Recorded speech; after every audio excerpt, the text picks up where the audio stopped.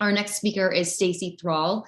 She is a certified health coach, stability leader, and mental health advocate living and working in rural Vermont. Stacy will be sharing her personal journey of having a mental health crisis at the age of 40 while running a home-based business. After closing her business 7 years later, taking a job at the top of her career path, and being fired, she began the 2+ years journey to recovery and becoming an advocate for people living with mental health and or substance abuse disorders. We are substance use disorders. We Are the Data is a story of job loss, what it looks like not to have a purpose in life, and my pathway to recovery. Please welcome Stacy Thrall. Thank you so much. I'm not sure how I'm going to be able to follow Meghna. That was a great presentation, so thank you so much. And some of our talk, some of my talk has similarities which can further cement in people's minds some of the resources and experiences that we feel as people living with mental health conditions. So I wanted to start off my story a little bit different than how I usually talk about it. And because I remember several years ago, I went to a presentation at a hospital. It was a lived experience presentation, and a gentleman spoke who had lived experience. And he said something that stuck with me. And he said, when you see me in a mental health crisis, this is not who I am. This is not how I function every day. And that stuck with me because I know that I have had mental health crises and I have not been treated well by healthcare professionals, or I have lost personal and professional credibility. And part of that is around the entry point for where people have to enter the mental health system when they are in a crisis. Often it's through the emergency room. And as you can imagine, if you're in a crisis, a mental health crisis, having to enter into an emergency room is chaos. And so it causes an additional trauma. And also the providers that are in the emergency room are not trained for that. That's not what they do. So we are in a process where that is being changed because it is recognized that that isn't a great entry space on both sides. So I'm here in Vermont, and there are other areas of care that are popping up to divert people to the right care, the right referrals at the right time. And as Meghna mentioned, 988 is one of those new tools available to reach out for help and to get you to the appropriate level of care. And I know often here in Vermont, what we're finding through 988 is a lot of times people are just experiencing anxiety or, loneliness. They don't know where to reach out to or who to reach out to. And because the people are answering on the other side is actually a real person, they often can talk with them and bring those levels of anxiety down, and follow up with them, which diverts a whole crisis in itself. Another thing I wanted to mention is, we're living in a time where there's a lot of diversity. And if you're living in a state like Vermont, which is a primarily white state, there is a need to look at people through a cultural lens, but also person-centered lens. And again, that person is in crisis. And so that is not who they are. And we need to still treat them like human beings. So I've included a resource that will be given to you, and it's from the CDC, and it's one of the principles that they have put out in regards to the health equity lens is adopting person first language to avoid devaluing individuals or focusing on barriers. So an example might be people with HIV or people living with HIV instead of HIV positive person. That's a simple but powerful. The special notes here, person first sentence structure is grammatically feasible in English, but it's not always feasible in other languages, right? So as our communities and as the United States are becoming more diverse, I think it's important to start learning what cultures are in your state and in your area, and how can you learn about them so that when we do have interactions, they're appropriate and we can start building those relationships. We also want to start, we want to learn about the cultural norms. As Meghna had stated, a lot of different cultures do not accept mental illness, mental health conditions. Maybe it's a sign of weakness. Maybe it has to do with religion. So we want to be aware of those and ensure that we're not making people fit into just a Western culture.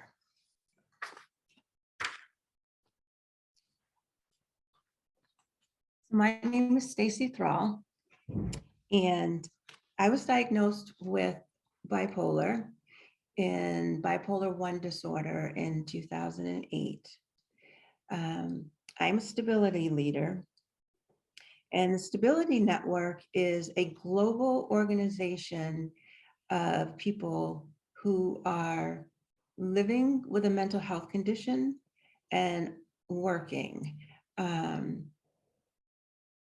in the workforce. And we're breaking down stigma by showing that it's not always a struggle. Mental health is just like physical health. You can have a heart attack, you can have a stroke, you can be diagnosed with a mental health condition. So we're breaking down that stigma by letting people know, showing people, talking to people, you can thrive. And there are ways in which you can thrive. And so my call or ask is that we recognize if people can get to the right care at the right time, in the right place, our recovery is much greater. So the Stability Network is the vision of an amazing woman, and her name was Catherine Switz. And she was a Harvard business graduate who enjoyed 20 years of a successful career. But she was hiding her mental health while she was having major health crises. And she would go into the hospital, and whenever she came out, she didn't know if recovery was going to be possible. And I remember thinking that too. But I did have access to care. But what happens to people when they don't have that access, or they don't have a safe workplace culture? And we'll talk about that. But I first wanted to share a little bit of my story with you. When I first experienced my first mental health crisis, I had no history of a mental health disorder. So to describe it, it was like I was stuck in a fight or flight response that I could not turn off. And although outwardly I was functioning, I was working, my husband wasn't aware of what was going on. My brain continuously was ruminating and telling me, feeding me irrational thoughts until it was just engulfed in a 4-alarm fire. But nobody came to my rescue. But no one came because I didn't reach out for help. And now when I share my story, I tell people it's the first step. It's one of the most important steps, is to reach out for help.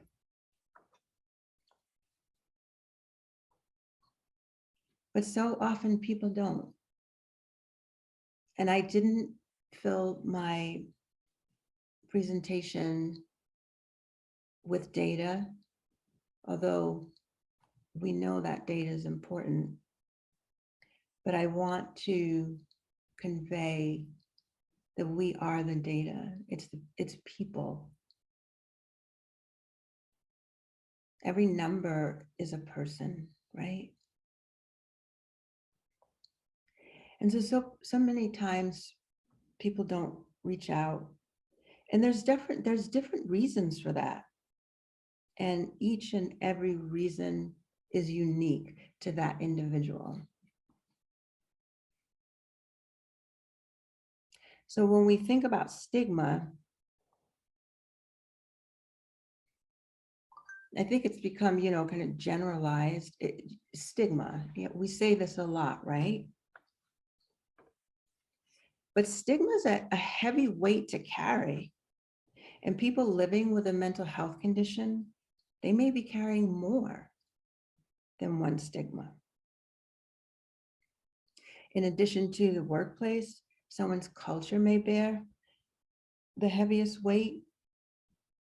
So how can we, in whatever interactions we're having with people living with a mental health condition, see that person as a human being?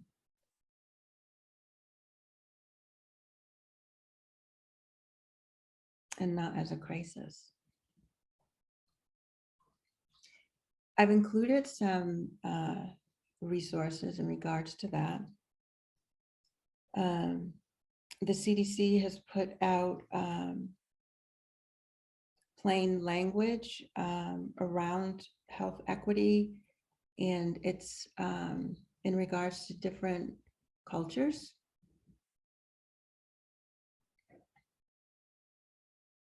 And interacting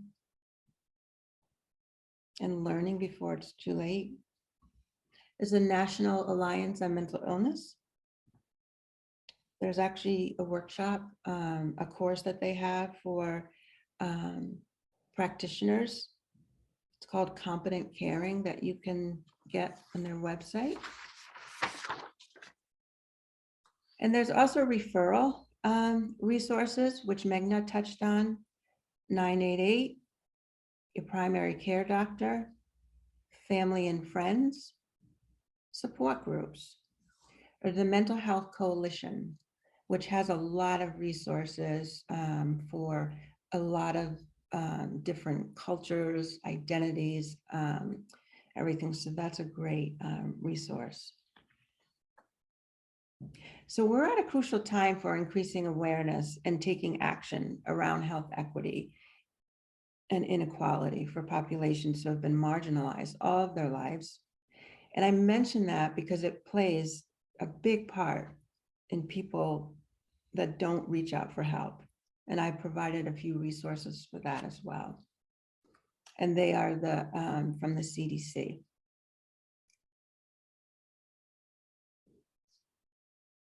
They're, again, the Global Public Health Equity Lens, and use plain language that is culturally relevant.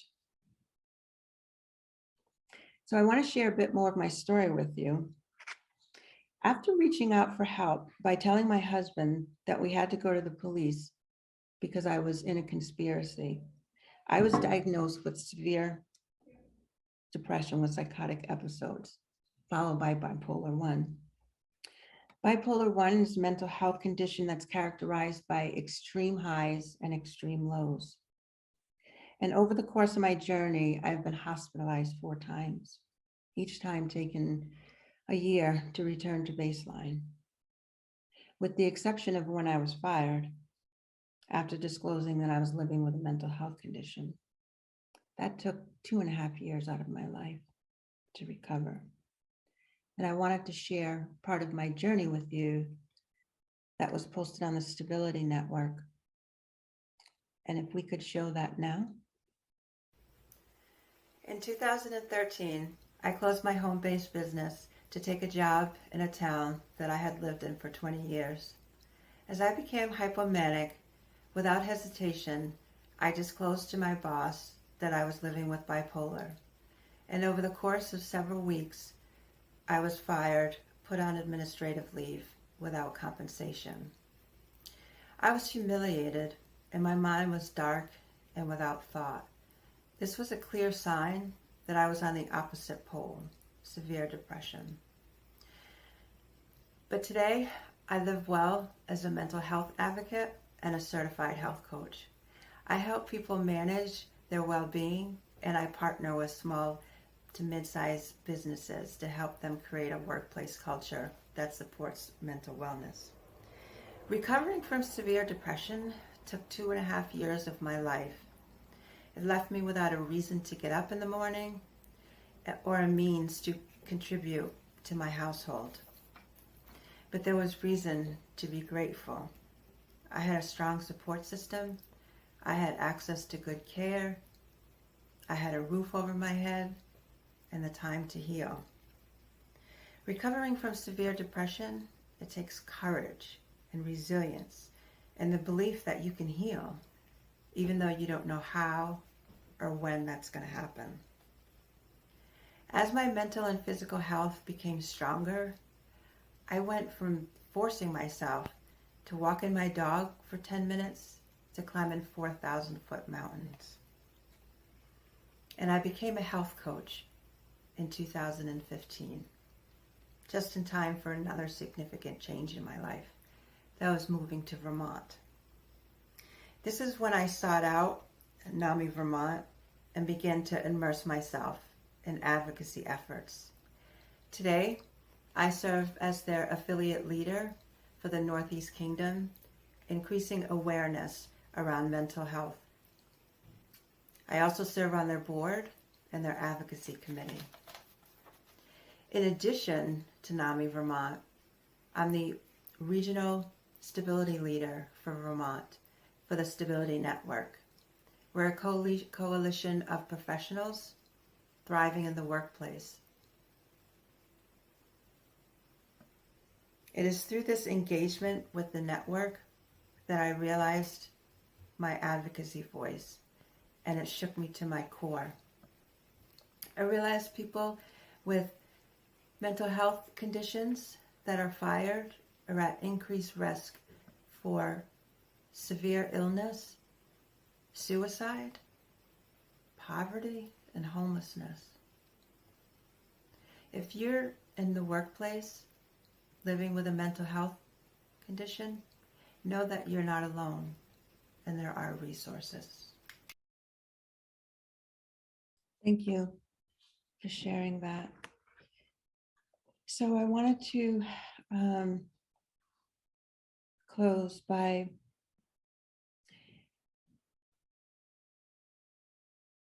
when I was discharged from the hospital, and when someone is discharged from the hospital, you're stable enough to be discharged to a safe environment, and I had that.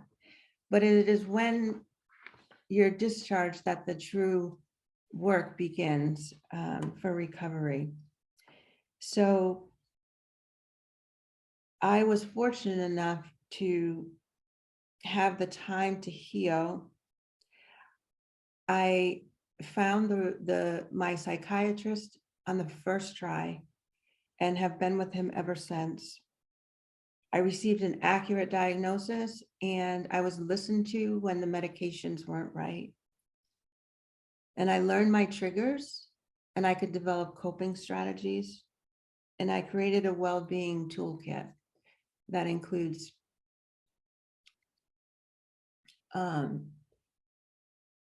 sorry, I got distracted by something in the chat. And that includes personal training and hiking, which today is actually National Hiking Day, in case you didn't know that, just to name a few. But my advocacy platform is with my peers that do not have this access, this support. The barriers are so enormous and they need our support.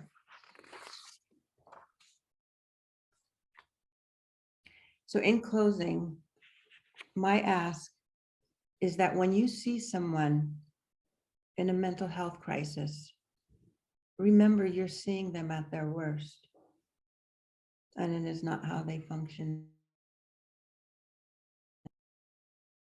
I've included some additional resources for you, and I will close with that. I thank you so much for inviting me. I'm so honored, Guthrie, that you chose me. I was actually quite surprised. It's wonderful to be here with you and amongst these powerful, powerful women. Thank you so much.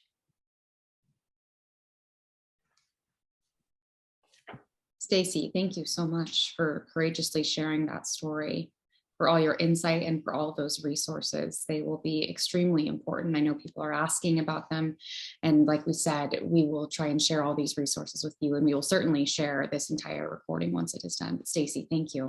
Again, it is an honor to have you here with us.